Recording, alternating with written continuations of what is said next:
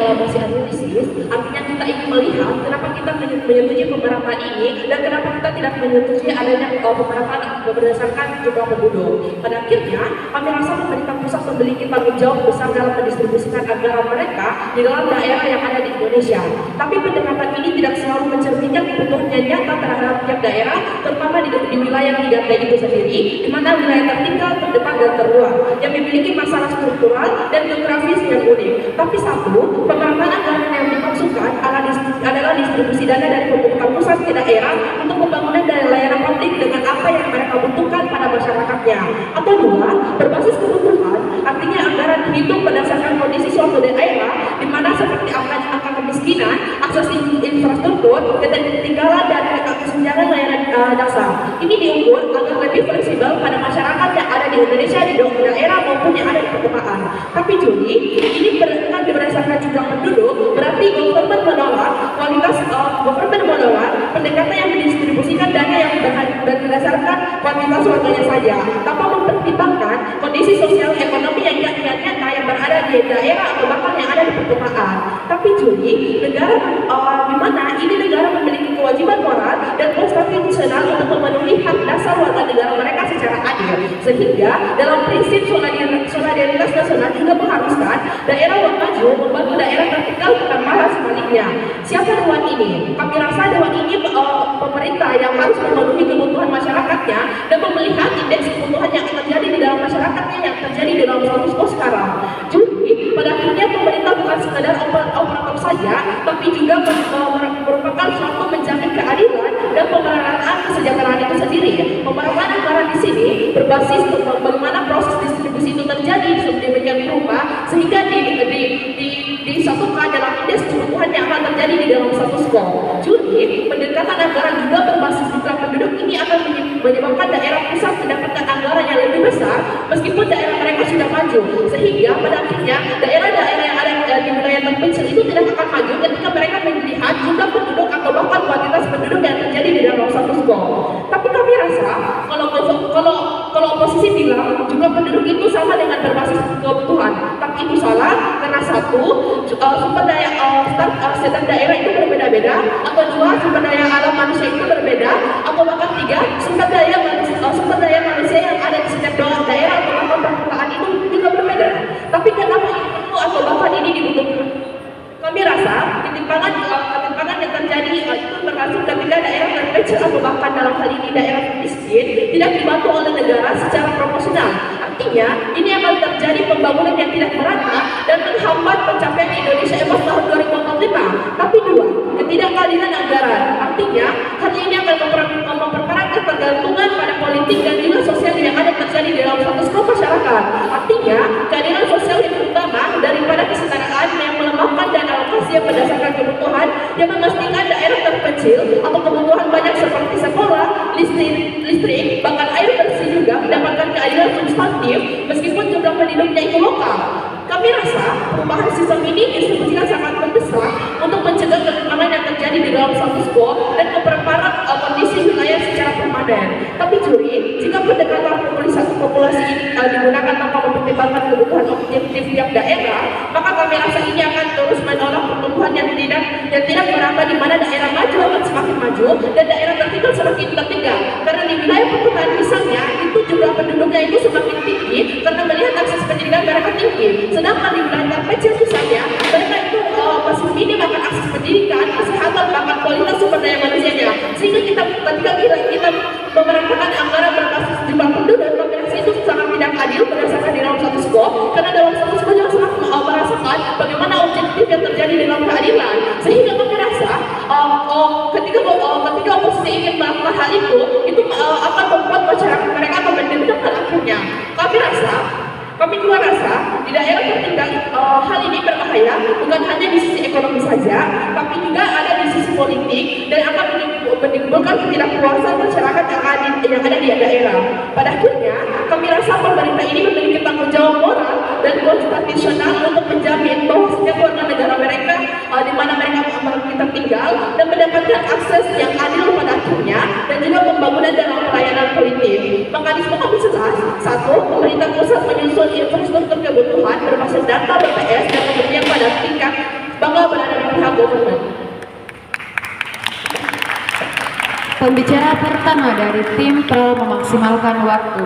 Selanjutnya saya persilahkan pembicara pertama dari tim kontra. Waktu dimulai saat Anda berbicara. Baik, Assalamualaikum warahmatullahi wabarakatuh. Shalom, Om Swastiastu, Namo Buddhaya, dan salam kebajikan bagi kita. Dewan Juri yang terhormat, sebelum saya melanjutkan argumentasi yang kita alami, singkat saya membidas beberapa argumentasi awal.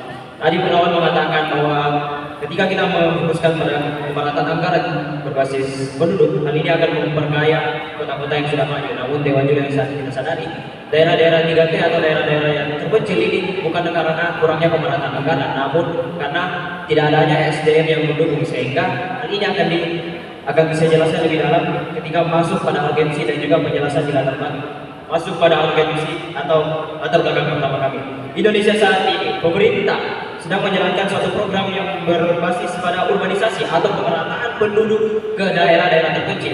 Hal ini kenapa dilakukan? Karena pemerintah ingin menyebarkan penduduk-penduduk lain untuk mendukung daerah-daerah terpencil seperti daerah-daerah 3T yang saya sebutkan dari tadi di Jawa Tengah. Jadi daerah-daerah 3T ini mengalami degradasi kualitas bukan karena kekurangan pemerataan anggaran saja, namun karena kurangnya SDM yang mendukung dari beberapa warga-warga maju. Hal itu yang perlu dipahami oleh kawan-kawan.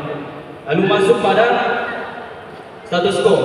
Kota-kota seperti daerah yang maju, Jakarta, Makassar, Surabaya, Medan, dan lain-lain menanggung beban pelayanan jutaan penduduk.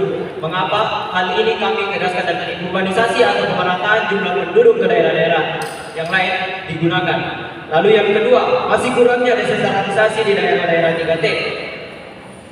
Lalu apa yang melandasi argumentasi kami? Menurut pandangan dari ahli ekonomi Indonesia sekaligus mantan Menteri Keuangan Sri Mulyani, anggaran negara bukan hanya sekedar angka, tapi cerminan prioritas negara dalam melayani penduduk yang merata. Lalu masuk pada argumentasi kami, kita harus mengetahui apa konsep dari pemerataan anggaran yang dimaksud bagi sudut pandang kontra. Anggaran negara dibagi berdasarkan jumlah negara secara rata, namun untuk mencapai kemakmuran rakyat di daerah-daerah. 1. Investasi strategis negara untuk mencegah pemborosan anggaran dan efektivitas pembangunan di kota-kota lain. Pemerataan berdasarkan jumlah penduduk akan menimbulkan banyak daerah-daerah dengan kebutuhan rendah tetap menerima anggaran besar, karena seperti yang saya tekankan dari tadi bahwa program urbanisasi tetap dijalankan dan diimbangi oleh adanya pemerataan anggaran ini berbasis jumlah penduduk. Lalu yang kedua, hal ini didukung dengan data Kementerian Keuangan tahun 2022. Realisasi anggaran dana tertinggi pada provinsi penduduk terbesar adalah Jawa Barat dan Timur. Padahal kebutuhan dasar dan infrastruktur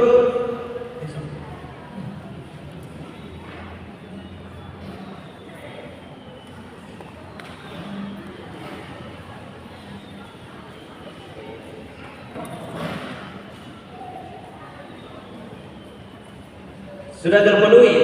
Dewan Juri yang terhormat, kita harus mengetahui bahwa penilaian dan juga penganggaran yang dimaksud berdasarkan jumlah penduduk itu perhitungannya objektif, karena kita berdasarkan data-data yang sudah ada. Berbeda dengan ketika kita menggunakan pemerataan anggaran berbasis anggaran, berbasis kebutuhan, hal ini akan menimbulkan adanya rentanisasi terhadap hal-hal yang bersifat korupsi atau KKN, karena perhitungan berbasis jumlah penduduk ini sudah ada data sensus yang berbeda dengan tingkat kebutuhan yang harus masih kita evaluasi dan juga kita dalami. Dan juga ini tidak dijelaskan oleh rekan debatku, lawan debatku, bahwa seperti apa kebutuhan yang dimaksud, apakah setiap kebutuhan per setiap daerah atau kebutuhan per setiap keluarga yang dimaksud begini. Lalu masuk pada solusi APD, kami yakni aksi kami pemerintah melakukan penyusunan dana transparansi umum atau DAU dengan kebebasan layanan publik pada jumlah publik yang ada pada setiap daerah. Lalu proses kami ialah Kemenkes memperhitungkan beban pelayanan publik aktual dalam kota padat dan juga melakukan urbanisasi secara imbang pada program ini untuk melakukan pemerataan anggaran berbasis jumlah penduduk, sekaligus juga melakukan pemerataan jumlah penduduk terhadap kota-kota yang tertinggal karena SDM-nya juga kurang kuantitasnya. Dampaknya, hal ini akan membawa Indonesia pada kualitas ekonomi yang lebih stabil dan tidak tersentralisasi pada satu kota. karena di satu sisi kita juga menjalankan yang namanya urbanisasi yang seperti saya tekankan terus dari tadi Dewan Juri tempat, dan juga membawa kita pada kemajuan SDM di kota-kota di daerah-daerah terpencil seperti yang saya bilang tadi, sekaligus naik infrastrukturnya, naik juga SDM-nya dengan juga teman karena adanya pemerataan anggaran sekaligus diimbangi oleh urbanisasi. Sekian, bangga menjadi tim kontra pada perdebatan kali ini. Pembicara pertama dari tim kontra menyisakan waktu 5 detik. Selanjutnya saya persilahkan pembicara kedua dari tim pro. Waktu dimulai saat Anda berbicara.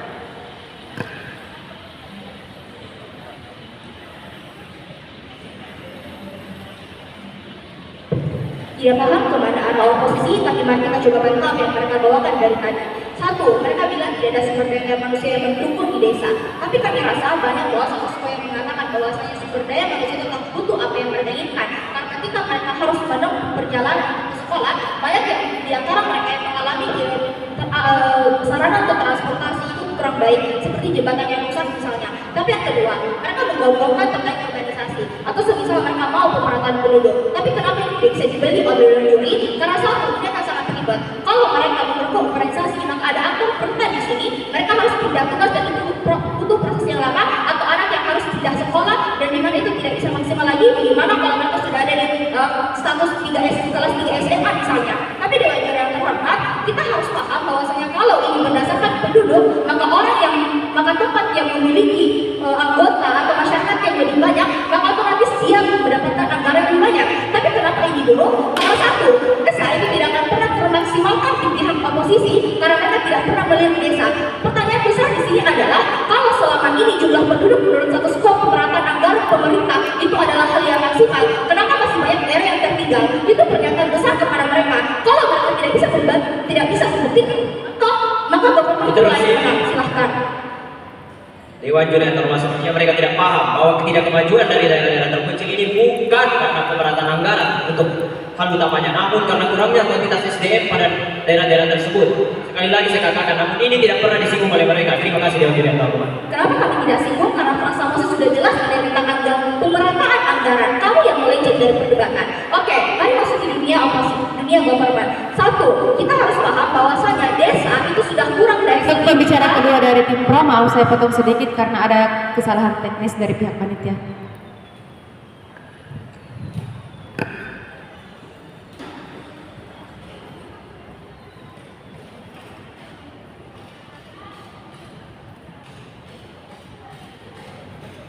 Silahkan. Masuk ke prioritas utama. Desa itu sudah kurang dari segi A, bangunan fisik, 2, perlengkapan serta infrastruktur, dan ketiga, layanan serta tenaga sosial. Tapi kota yang memiliki banyak penduduk itu cuma butuh perbaikan infrastruktur dasar misalnya, tanpa mereka harus dibangun dari awal. Jadi untuk memaksimalkan sebuah kota atau sebuah desa yang tertinggal dari awal, maka kita perlu pemerataan anggaran berdasarkan kebutuhan. Tapi Dewan Juri yang terhormat, anggaran berdasarkan kebutuhan itu bukan berarti kota dikurangi secara tidak adil, tapi desa yang tertinggal diberikan prioritas karena kebutuhan dasarnya lebih mendesak dan belum terpenuhi. Misalnya daerah A atau Papua misalnya itu punya satu rumah sakit untuk 20 distrik dengan jarak tempuh 4 jam dan tidak ada dokter spesialisasi misalnya. Tapi daerahnya seperti Surabaya itu punya 23 rumah sakit dan butuh satu karena mereka misalnya. Tapi ketika ini berbasis kebutuhan, maka Papua dapat dana lebih besar karena akses dasar saja belum ada. Apakah Surabaya bisa tetap membangun rumah sakit? Jawabannya tentu bisa. Karena ibarat Papua dapat 200 juta, maka mereka tetap dapat alokasi sebesar 190 juta misalnya, tapi tetap kita membutuhkan atau mengalokasikan anggaran lebih banyak berdasarkan kebutuhan. Tapi poin A, kenapa ini harus berbasis kebutuhan? Satu, alokasi berbasis kebutuhan itu menjawab kesenjangan nyata antar wilayah. Kesenjangan itu tidak hanya terjadi karena jumlah populasi, melainkan karena ketimpangan akses layanan dasar, infrastruktur, dan kualitas hidup. Kalau pemerataan itu tetap berbasis penduduk, maka daerah yang maju dan stabil terus mendapatkan subsidi pertumbuhan, sedangkan yang tertinggal itu justru stagnan. Maka alokasi berbasis kebutuhan itu tidak diskriminatif. Silahkan. Sedari awal kawan-kawan berpikirku mengatakan bahwa sentralisasi akan terus maju, namun nyatanya terima kasih. Tidak paham, saya lanjut. Kedua, ini menciptakan efisiensi fiskal dan juga pembangunan strategis. Ketiga, anggaran itu mengacu pada kebutuhan objektif. Negara tidak membuang-buang untuk menjadi lebih infrastruktur duplikatif. Artinya pembangunan menjadi lebih tepat sasaran dan hemat biaya sosial politik. Kemendagri tahun 2023 itu mencatat bahwa 35% dana transfer kota besar itu digunakan untuk revitalisasi proyek saja. Sementara itu 120 daerah 3T kekurangan jembatan akses utama membuat anak sekolah harus menyeberangi sungai dan terakhir. Kalau kita memakai akses siapa yang paling banyak orangnya, maka dia dapat banyak uang, maka negara bukan sedang membangun keadilan, tapi membiarkan ketimpangan yang merumus angka statistik. Karena 1000 orang di kota itu tidak bisa disamakan dengan 1000 orang di desa tak air bersih Dewan Juri yang terhormat. Maka dari itu logika pemerataan itu butuh pendekatan moral dan realistis, bukan hanya matematis. Tapi kalau oposisi bilang jumlah penduduk itu bercerminan kebutuhan, maka lebih banyak orang sama lebih banyak kebutuhan dasar seperti sekolah dan lain-lain. Kalau hanya pakai jumlah penduduk, berarti kita menganggap semua daerah itu memulai dari posisi yang sama. Padahal banyak daerah terpencil bahkan tidak punya infrastruktur dasar. Kebutuhan itu bukan soal banyaknya manusia, tapi soal kebutuhan hidupnya. Tapi bagaimana sistematika pemberian dana di pihak government? Satu, akan ada perencanaan tahunan berbasis peta kebutuhan, di mana pada awal tahun anggaran dilakukan asesmen menyeluruh berdasarkan A. Indeks ketersolasian, B. Ketersediaan fasilitas dasar, C. Indeks kemiskinan dan ketimpangan, D. Resiko bencana alam. 2. Skema pandangan bertahap. Kalau tahap 1 dana pokok berdasarkan rencana tahun kebutuhan, maka tahap 2 atau pertengahan tahun evaluasi capaian dan kebutuhan tahunan baru. Dana darurat akan disiapkan 10-20% dari total dana untuk penanganan kejadian tidak terduga. Kalau semisal ada banjir di Jakarta dan mereka infrastrukturnya rusak, maka tetap kota yang mendapatkan dana lebih besar. Kalau semisal dia itu sudah banyak infrastrukturnya, maka untuk semua alasan berperbedaan.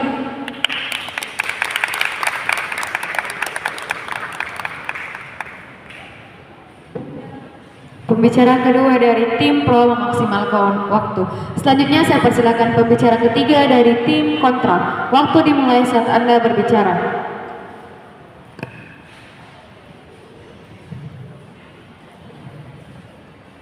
Assalamualaikum warahmatullahi wabarakatuh. Salam Swastiastu, Namo Buddhaya, dan salam kebajikan bagi kita semua. Dewan Juri yang terhormat, saya membilas beberapa pernyataan dari tim pro. Tim pro tadi menyatakan bahwa jika kita menolak posisi ini, maka sentralisasi akan terus maju dan maju. Namun, perlu kita sadari Dewan Juri yang terhormat, dengan adanya pemerataan berbasis jumlah penduduk yang dibantu atau didukung oleh urbanisasi, maka akan memajukan daerah-daerah terpencil. Selanjutnya masuk ke dalam argumentasi pandangan saya. Yang pertama adalah beban pelayanan publik ditentukan oleh jumlah penduduk, bukan luas wilayah. Jumlah penduduk secara langsung mencerminkan berapa banyak orang yang harus dilayani oleh pemerintah dalam suatu daerah, seperti sekolah, rumah sakit, jalan, transportasi publik, air bersih, subsidi pangan, dan sebagainya. Data dari BPS tahun 2025 menjelaskan bahwa Jakarta memiliki 10,68 juta jiwa. Di Jabodetabek sekitar 32 juta. Bandingkan dengan kabupaten di Papua yang memiliki jumlah penduduk di bawah 100.000. Jika anggaran dibagi lebih besar ke kabupaten kecil atas dasar kebutuhan, maka jutaan orang di Jakarta akan bersaing memperebutkan layanan publik dari anggaran yang terlalu kecil. Sementara wilayah berpenduduk sedikit bisa memiliki fasilitas yang bahkan tidak digunakan maksimal. Ini menyebabkan ketimpangan baru, bukan menyelesaikan masalah yang lama. Selanjutnya argumentasi yang kedua, yaitu ketika kota besar runtuh, negara kita akan lumpuh. Karena kota-kota besar bukan hanya pusat kepadatan, tetapi juga jantung ekonomi nasional. Mengapa? Karena merupakan pusat aktivitas ekonomi, pusat bisnis, dan tempat berkumpulnya perusahaan-perusahaan besar. Kota-kota ini menjadi tempat berkumpulnya bisnis, perdagangan, keuangan, dan berbagai aktivitas ekonomi lainnya yang mendorong ekonomi nasional. Menurut CNN Indonesia, Jabodetabek menyumbang lebih dari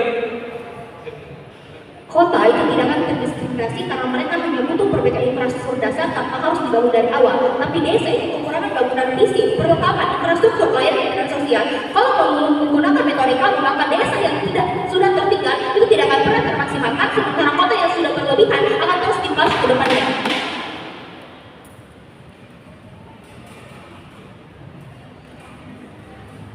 Maka dari tadi kami terus menekankan bahwa dengan adanya jumlah pemerataan berbasis jumlah penduduk yang kita kita harus pemerataan jumlah penduduk harus didukung oleh urbanisasi atau pemerataan penduduk di daerah-daerah terpencil juga. Selanjutnya masuk ke kalkulasi saya dilanjutkan. Menurut CNN Indonesia, Jabodetabek menyumbang lebih dari 20% PDB nasional. Wilayah ini adalah pusat pergerakan tenaga kerja, distribusi logistik, hingga aktivitas pendidikan dan kesehatan nasional. Namun kota besar sering kekurangan anggaran untuk memperbaiki kemacetan. Ini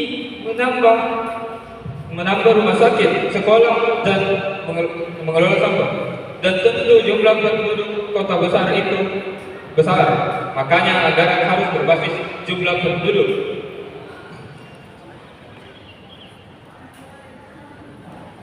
Jadi daripada kita fokus pada pemerataan anggaran berbasis wilayah, mending kita fokuskan pada jumlah penduduk dan kita bantu dengan urbanisasi. Selanjutnya masuk ke dalam solusi yang dapat diberikan oleh tim kita. Tim kita dapat memberikan solusi penyesuaian dana transfer umum atau DAU dengan beban pelayanan publik.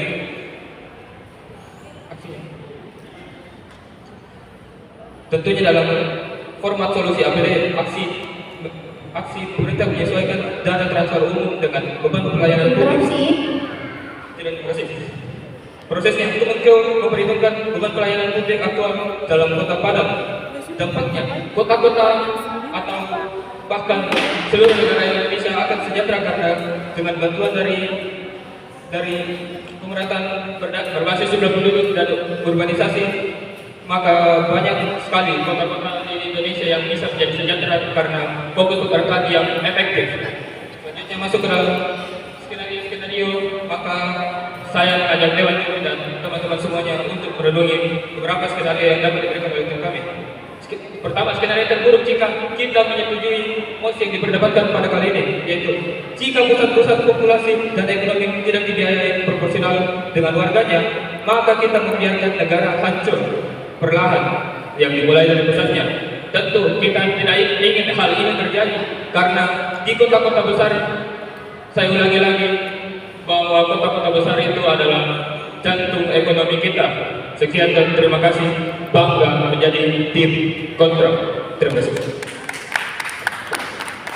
Pembicara kedua dari tim Pro mengisahkan waktu 3 detik. Selanjutnya saya persilakan pembicara ketiga dari tim Pro. Waktu dimulai saat Anda berbicara.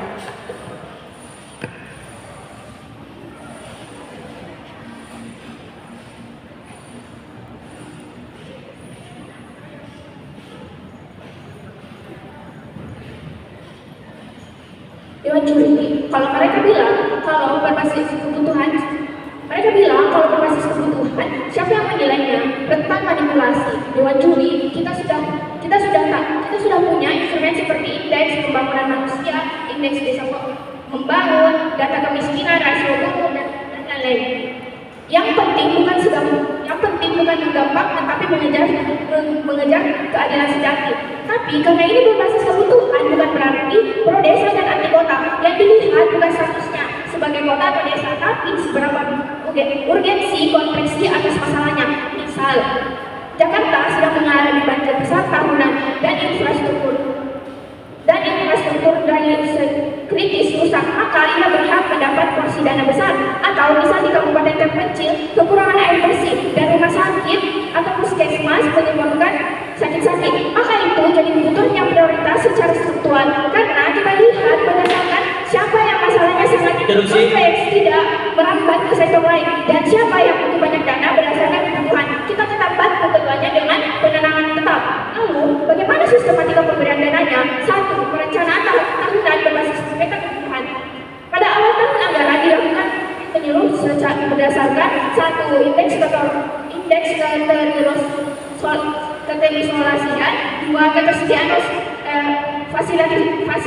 fasilitas dasar, 3. Indeks kemiskinan dan ketimpangan, 4. Risiko bencana alam, 2. Skema pembangunan bertahap, multi-phase dan emergency fund. Tahap 1. Dana pokok berdasarkan rencana tahunan kebutuhan. Tahap 2. Evaluasi capaian dan kebutuhan baru. Dan tidak dana darurat disiapkan 10/20% dan total dana untuk penanggulangan kejadian tidak tentu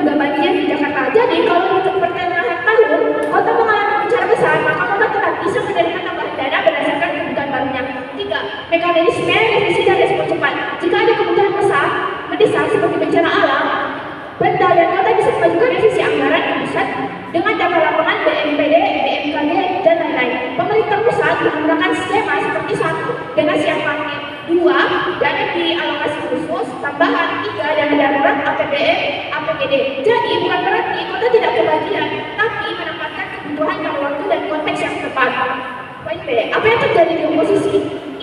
Inefisiensi dana mengalir ke wilayah yang tidak urgent. Tapi kalau kebetulan itu dan banyak penduduk, di sisi kami tetap baik karena Interupsi. adalah kebutuhan. Baik, sedari awal status quo yang diberikan justru mendukung adanya program yang namanya urbanisasi atau pemerataan jumlah penduduk terhadap kota-kota terpencil. Jadi sedari awal mereka sudah mendukung adanya pada sisi kami. Lalu bagaimana membuktikan bahwa penilaian jika berbasis itu tidak tersebut? Oke, saya lanjut. Nanti saya jawab. Oke, poin B. Apa yang terjadi oposisi? 2. Ketimpangan daerah terpencil dan minim penduduk makin tertinggal padahal kebutuhannya mendesak. 3. Tidak responsif. Sistem jadi lambat menanggapi bencana, kerusakan layanan, atau kemiskinan ekstrim yang terjadi di desa. Oke, Dewan Juri, bayangkan seorang ibu di pedalaman Papua yang harus menyeberangi sungai demi membawa anaknya yang demam tinggi di puskesmas. Tapi sampai ke sana tidak ada dokter, tidak ada listrik, tidak ada obat. Negara bilang apa? Maaf, jumlah penduduk di sini sedikit untuk diberi anggaran lebih. Apa kita akan terus membenarkan itu Dewan Juri? Tentu saja tidak. Sejak awal, pemerintahan di forum ini tidak sedang berbicara tentang angka-angka spreadsheet birokrat. Kami bicara tentang manusia, tentang bagaimana 1 kilometer jalan di Papua tidak pernah semurah 1 kilometer jalan di Jawa. Tentang bagaimana 1 tenaga medis di daerah Tidake butuh 10 kali lipat usaha untuk bertahan hidup dibandingkan di kota besar. Kami bicara tentang kebutuhan yang nyata. Tim oposisi ini banyak kita hidup dalam dunia hitungan kepala. Mereka bilang lebih banyak penduduk berarti lebih banyak kebutuhan. Tapi apakah itu berarti Jakarta yang infrastrukturnya sudah lengkap, rumah sakit yang sudah ada, jalan tol yang melingkari seluruh kota desa masih perlu alokasi anggaran terbesar hanya karena dia padat penduduk? Coba kita bandingkan dengan sebuah kabupaten di pedalaman NTB. Di sana tidak ada perpustakaan, tidak ada sinyal internet, bahkan tidak ada transportasi yang memadai untuk mengangkat anak-anak ke sekolah. Tapi karena penduduknya hanya 10 Jakarta, maka mereka hanya diberi anggaran 10 bulan. Ini seperti kamu membagi makanan berdasarkan badan. Ini seperti kamu pembagian makanan berdasarkan tinggi badan, padahal yang satu sudah mengatakan parah dan yang satu sudah kenyang. Oke, saya akan menjawab apa yang telah diteruskan oleh kawan. Interupsinya tidak sesuai misi kita. Pemecahan pemerataan anggaran bukan organisasi. Dengan mantap dan tegas saya mendukung mosi ini.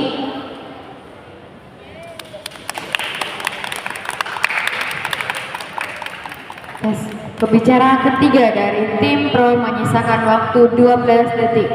Selanjutnya saya persilahkan untuk pembicara ketiga dari tim kontra. Waktu dimulai saat Anda berbicara. Maaf, tunggu sampai saya. Silahkan.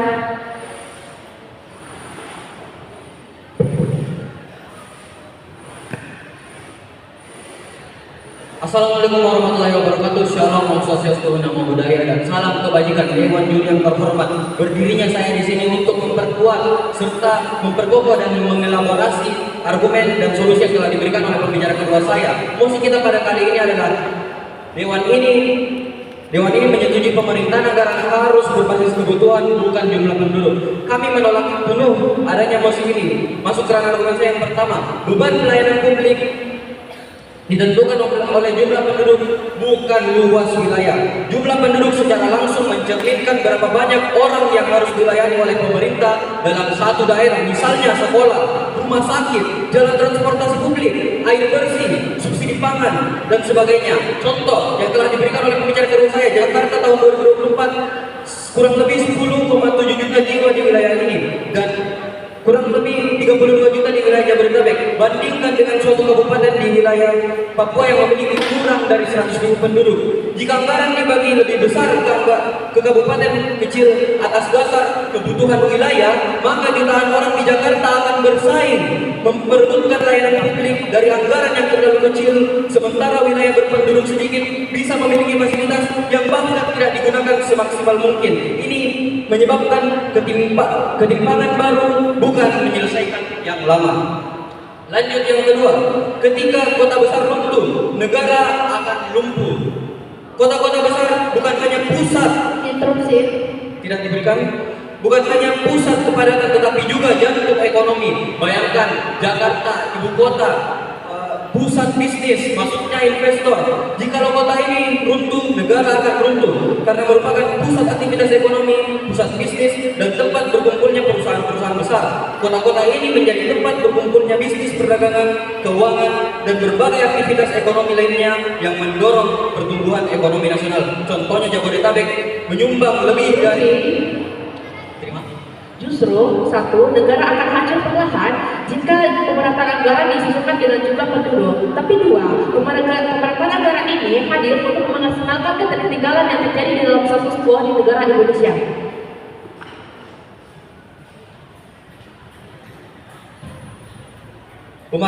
Justru pemerataan berbasis kebutuhan yang dia masuk itu tidak jelas. Justru yang kita paparkan itu lebih jelas, beban pelayanan publik ditentukan oleh jumlah penduduk, bukan luas wilayah. Lanjut, wilayah ini adalah pusat pergerakan tenaga kerja, distribusi, logistik, hingga aktivitas pendidikan dan kesehatan nasional. Namun, kota-kota besar seperti Jakarta, Surabaya, Bandung sering menghadapi kekurangan anggaran untuk memperbaiki seperti kemacetan, menambah rumah sakit, membangun sekolah, dan mengelola sampah karena dianggap sudah cukup baik. Ini akan berbahaya jika pusat-pusat populasi ekonomi tidak dibagi proporsional dengan jumlah warganya. Maka kita membiarkan pusat negara ini hancur perlahan-lahan. Adapun solusi yang kami dapat berikan, yang pertama, penyesuaian dana transfer umum atau DAU dengan beban pelayanan publik.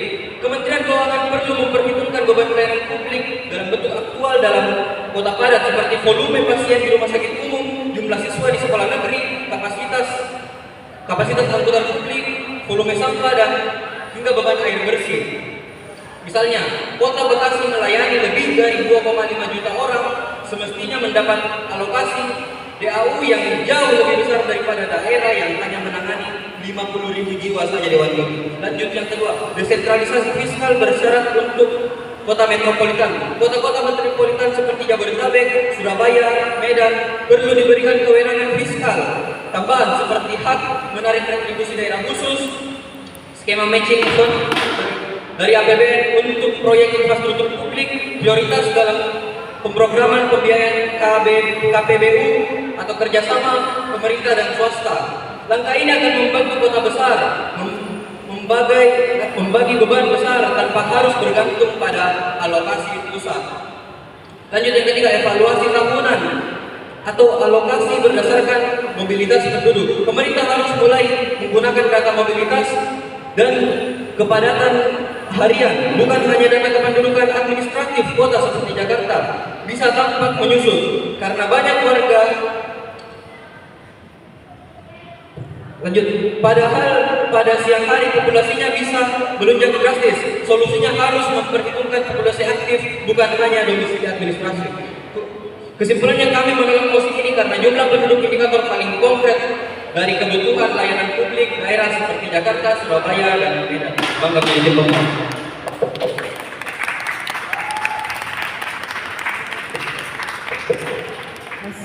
Pembicara ketiga dari tim kontra memaksimalkan waktu. Selanjutnya kita memasuki sesi replay speech. Saya persilakan untuk tim kontra menyampaikan replay speech. Waktu dimulai saat Anda berbicara. Baik, Assalamualaikum warahmatullahi wabarakatuh. Dewan Juri yang arif dan bijaksana, lawan berpikirku pada kali ini. Kita sudah sampai pada penghujung debat yang telah menegangkan dan juga sengit. Jadi saya ingin memberikan komparasi dari antara dua argumentasi antara kami dan juga kekurangan tim lawan. Jadi 7 kekurangan dari argumentasi tim lawan. Yang pertama, argumentasi yang ambigu, tidak adanya connection logic antara argumentasinya. Mereka mengatakan bahwa kota-kota maju justru akan terus maju jika adanya pemerataan anggaran berbasis penduduk. Namun kita dari awal menekankan bahwa adanya urbanisasi atau pemerataan jumlah penduduk terhadap kota-kota yang terkonsentrasi akan menyebabkan pemerataan anggaran jumlah penduduk itu makin lebih terrealisasi dan sesuai dengan keadaan Indonesia. Lalu yang kedua, mereka belum membuktikan bahwa penilaian subjektif dari pemerataan berbasis kebutuhan itu masih terjadi karena rentan terhadap manipulasi dari pihak-pihak yang teroknum gitu, oknumisasi. Lalu yang ketiga, keburukan atau skenario buruk yang mereka tawarkan itu tidak mungkin terjadi. Justru dengan status quo yang mereka berikan semakin mendukung posisi kami dan fondasi argumentasi kami Dewan Juri yang terhormat. Lalu analogi yang mereka berikan itu tidak apple to apple atau tidak ada komparasi antara argumentasi mereka. Mereka juga membagikan status quo yang justru mendukung argumentasi atau fondasi landasan argumentasi kami. Evaluasi yang akan dan juga evaluasi yang mereka berikan itu terlalu dangkal dan tidak berbeda pada kasus-kasus tertentu Dewan Juri yang terhormat. Lalu masuk pada kelebihan kami selaku tim kontra. Tim kontra membedah tadi sedari awal bagaimana objektivitas dan juga perhitungan dari jumlah penduduk ini akan menyebabkan keadilan dan juga kemerataan yang lebih jelas. Lalu sedari awal kami menawarkan juga bahwa Indonesia saat ini sedang melakukan sedari dulu melakukan yang namanya urbanisasi atau pemerataan jumlah penduduk terhadap kota-kota yang konsentrasi, sehingga dengan ini kami menyatakan bahwa kami menang sebagai tim kontra pada posisi yang diperkuatkan kali ini. Terima kasih Dewan Juri yang terhormat.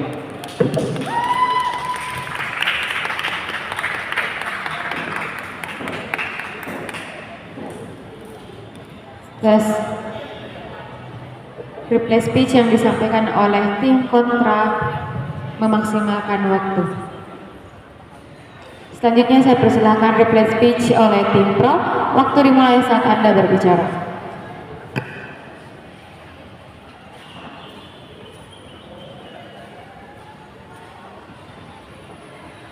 Kenapa mereka kalah? Mereka itu adalah harusnya mendukung berbasis penduduk. Lagi pula ini dalam proses analisis, jadi kita nggak perlu solusi urbanisasi. Oke, tapi sebelum itu, mari kita lihat beberapa clash kemenangan dari pihak government. Satu, dari segi goals. Juri notice bahwa sebenarnya mereka mau urbanisasi. Dua, kesalahan. Satu, dari dalam proses analisis. Yang kedua, mereka tidak memikirkan bahwasanya kalau kita memindahkan orang yang sudah mobilitas itu ada di kota, lalu mereka harus memindahkan ke daerah yang terpencil misalnya, bagaimana cara mereka bisa bekerja dengan baik, sementara daerah itu tidak pernah diurus dari awal, jadi mereka harus memulai dari nol lagi. Lagi pula anak sekolah, bagaimana kita harus memindahkan mereka, kalau semisal case terburuknya adalah mereka ada di tingkatan terakhir, jadi bagaimana mereka bisa mengatasi. Lagi pula tidak pernah ada penjabaran dari P1 sampai P3, apakah mereka memilih antara anggota atau masyarakat yang mau mereka pindahkan atau tidak. Pun kalau mereka membawa itu, mereka sudah salah dari awal. Tapi yang kedua, kemenangan kami adalah kami sudah memberikan basisnya, karena kami sudah menjelaskan kepada Dewan Juri bahwa kalau ini berbasis kebutuhan maka tidak ada manipulasi dan juga pemerannya itu sudah jelas. Karena kita sudah punya instrumen seperti indeks pembangunan manusia atau indeks desa membangun, data kemiskinan, rasio guru dan lain sebagainya sudah dijelaskan oleh Marisa. Tapi yang kedua, dari segi argumen kami sudah bantah semua argumentasinya. Satu, mereka bilang bahwasanya jatah dari kota itu kami kurangi. Tapi Dewan Juri yang terhormat, kalau ini berbasis kebutuhan dan mereka butuh, maka jangan sampai kita kota lagi baik-baik aja, tapi terus menerus suplai mereka dengan cara yang berlebihan. Sementara saya sudah jelaskan ada 120 daerah IDT itu yang semakin tertinggal. Itu adalah basis kenapa kita menyetujui berdasarkan kebutuhan. Tapi yang kedua, kalau kita berdasarkan jumlah penduduk, pertanyaan yang terbesar kepada mereka, kita lihat semuanya terlebih dahulu. Sekarang pemerintah memberikan anggaran itu berdasarkan jumlah penduduk. Tapi kenapa sampai sekarang itu masih ada daerah yang masih tertinggal, sementara kota besar semakin bagus dan semakin bisa berkembang, atau seperti Jakarta misalnya. Jadi pertanyaan besarnya adalah mereka sudah kalah dari awal dan mereka tidak bisa menganalisis posisi kita. Baik, Bapak berwenang.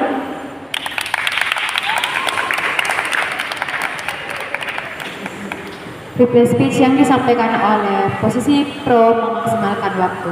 Selanjutnya kita akan mendengarkan bersama evaluasi yang akan disampaikan oleh Dewan Juri yang terhormat.